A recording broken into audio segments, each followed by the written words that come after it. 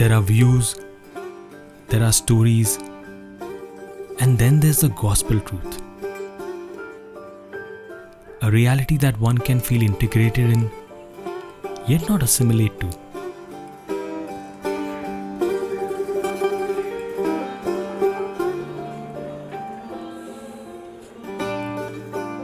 This is Iran, the most precious enigma I have held. A place I have perpetually been enamored with, fascinated by.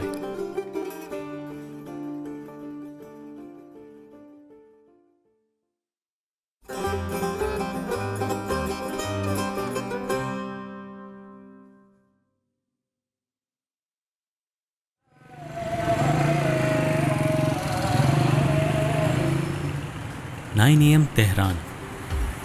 It's time for breakfast and someone somewhere is getting ready to whip up a Persian red omelette. Pour some Kermanshah oil in a pan, couple of spoons of crushed tomato, let them crackle and cook, crack 2 eggs in and swirl, swish continuously till they are just about cooked. One would definitely call it yummy, but I'll go with khoshmazeh. That's delicious in Farsi.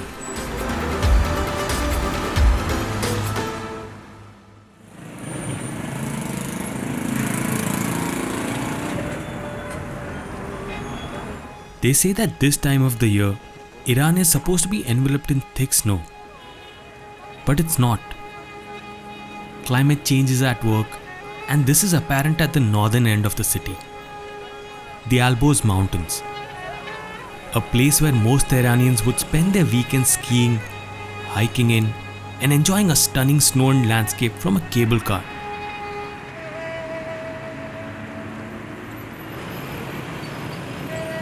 Tehran, the capital, has always been the nucleus of Iran's politics, and a world news report magnet due to its dynamism and, more importantly, its people who have always been vocal about their views. Whether it's the 2009 protests against the electoral fraud or the recent one questioning the employment situation and the stagnant economy.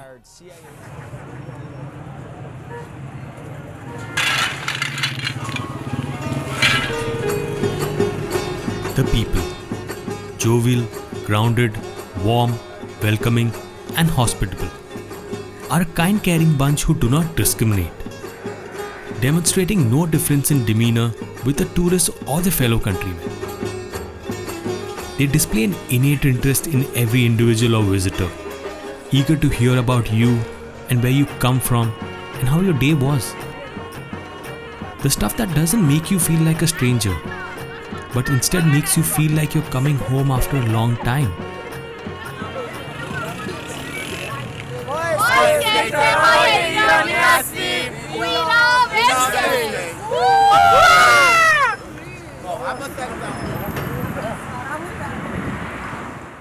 The thing that people will remember the most when they leave Iran is the people.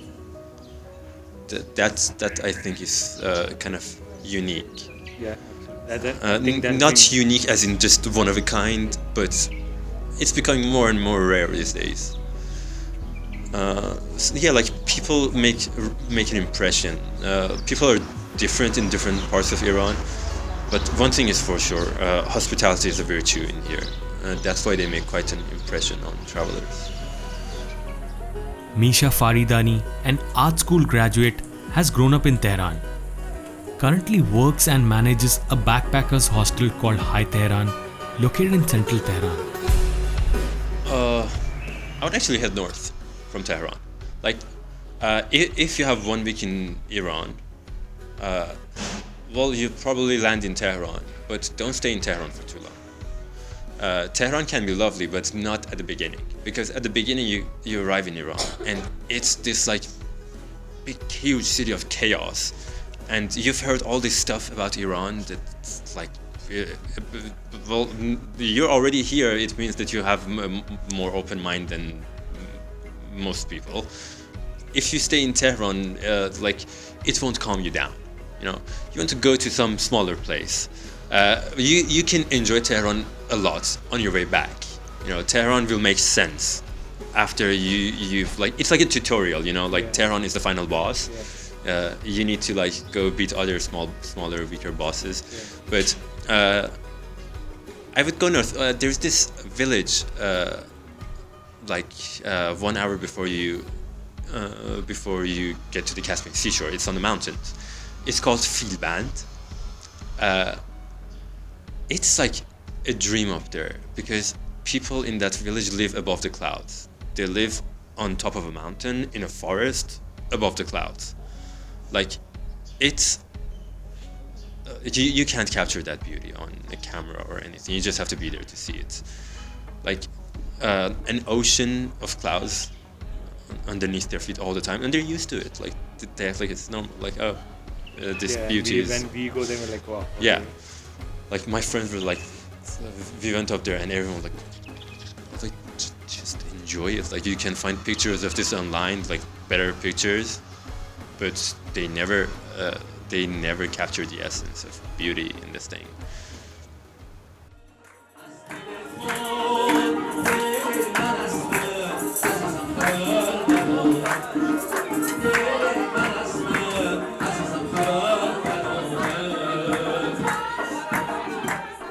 One can cover many dimensions of Iran, but never skip this unmissable aspect of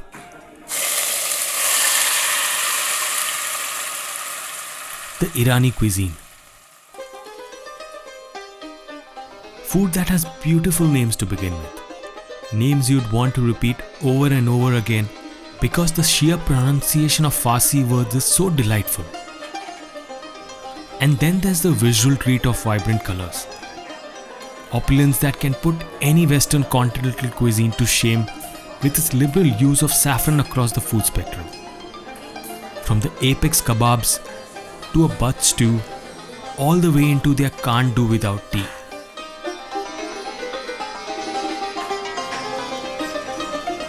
Bread or naan is a huge cultural hook, and this fact echoes at every bread shop around each corner. While some bread shops make use of tandoor or handmade clay ovens, most of them have modern rotating machines that slowly carry bread through the flames. While there is a variety of bread to choose from, primarily barberi, sangak and lavash, each bread shop specializes in a distinct style of bread, making every bread stop an experience of new aromas.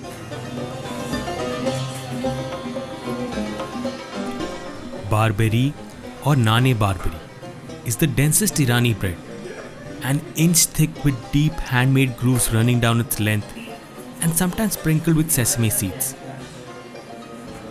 Machined lavash, on the other hand, is a variant of the regular lavash, where flattened sheets of dough are placed on a belt of rotating hot oven that gives it the unique bubble wrap imprint.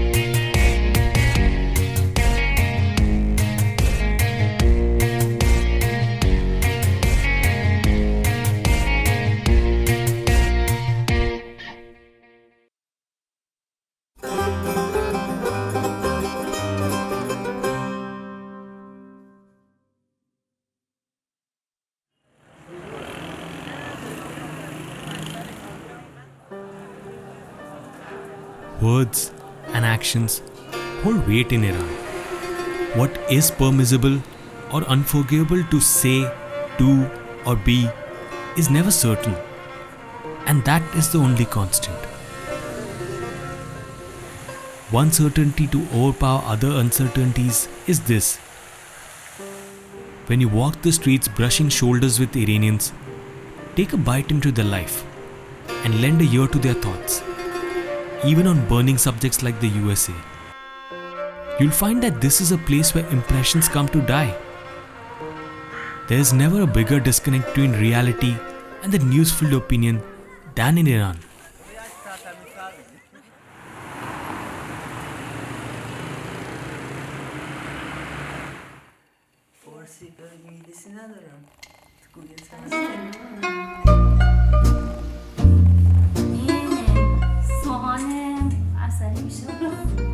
سوهان عسلی با کنجد امیرعلی بگو پستت Iran is tohme. Yes. It's sohan with honey. It's bread with cream, and it's popular between Iranian people. Noon panjare, I can translate it. Window bread. And if you really want to understand the people, the society, or experience Iranian hospitality, then you have to be fortunate enough to be invited to an Iranian home. Masood Mustafavi, along with his wife Azam and son Amir Ali, are one such example of Iranian warmth and benevolence. They not only let us into the mundane goings-on of their daily life, be it a car-driven tour of the market, or letting us accompany them in buying a painting for their living room, but also introduced us to some memorable Persian meals with his immediate and extended family.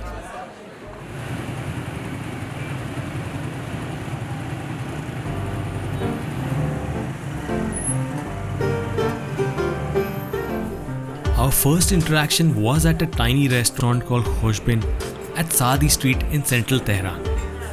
That is a known institution among Tehranis who cram onto fast turnover tables for an authentic Gilaki lunch, food from the Gilan region along the Caspian Sea. Almost every table had a serving of Mirza Ghasmi, which is made by combining mashed soft roasted eggplant, garlic and tomato in a pan, while an egg is broken into the mixture at the very end. Or be it sour kebab or kebab torsh, which are tenderloin chunks marinated in pomegranate molasses for extra tartness.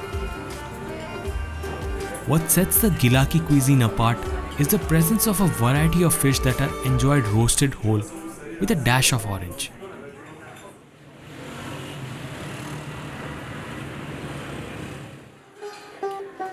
Masood also introduced me to Honey Parse, another traditional restaurant near Azadi Cinema that is hugely popular among locals and has people queuing up for an array of Persian classics like Tadig, Zeresh Polo, Ashreste, Gourmet Sabzi and lot more that fill up the huge dining hall with aromas of delicately cooked stews, saffron rice and kebabs. Unlike Hoshben, Honey Parse offers a wide spectrum of Persian dishes and therefore is a great place to sample almost every celebrated Persian recipe possible.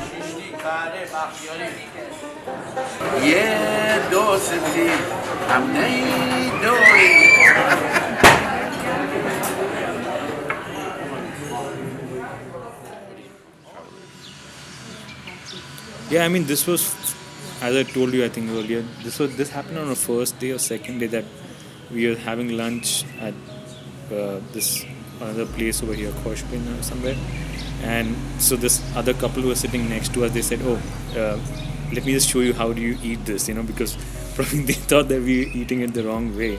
So yeah, and then that conversation led to a tea that led to a dinner, and we spent the entire day with them. That I don't think that has ever happened to me, and that's very unique. And that's not only in Tehran, but also has happened, I think, in Ashfan. And you get offered a lot of stuff. Not all of them, but most of them are genuine. Like when people invite you to their houses, a lot of them really want you to come hang, Or if they offer to show you around the city, they usually, all of them mean it when they offer to show you around the city, And a lot of people appreciate the fresh and new narrative, the fresh perspective. Yeah. So it is fun for maybe you guys to go out and hang out with an Iranian couple who tell you that like this is the right way to eat this food. It's also fun for them because there are always something that you pay attention to that is everyday stuff for us. And we either notice it when you say it, or we either get to appreciate it a bit more because you noted it. So.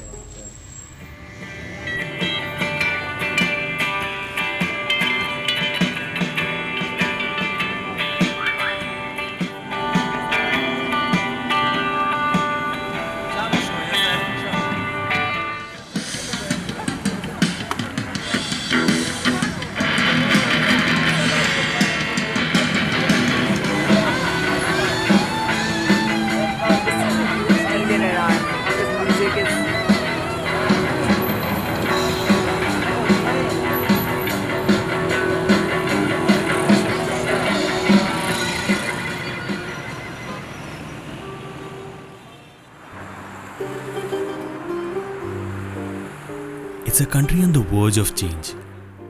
I think it's a country on the verge, among other things, of a tourism boom beyond anyone's imagination.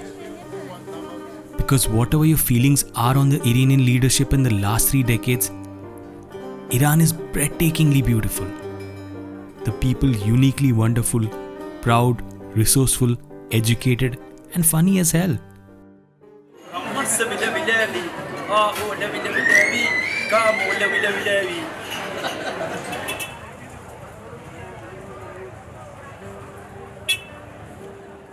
My intent is to share a little slice of Iran. Give you the flavor of something you may never think of tasting simply because of hearsay. What it feels like to walk these streets, to be a visitor, yet be treated like a long-lost family member. To take a photograph, to dine with a local who'll hand you an extra piece of bread.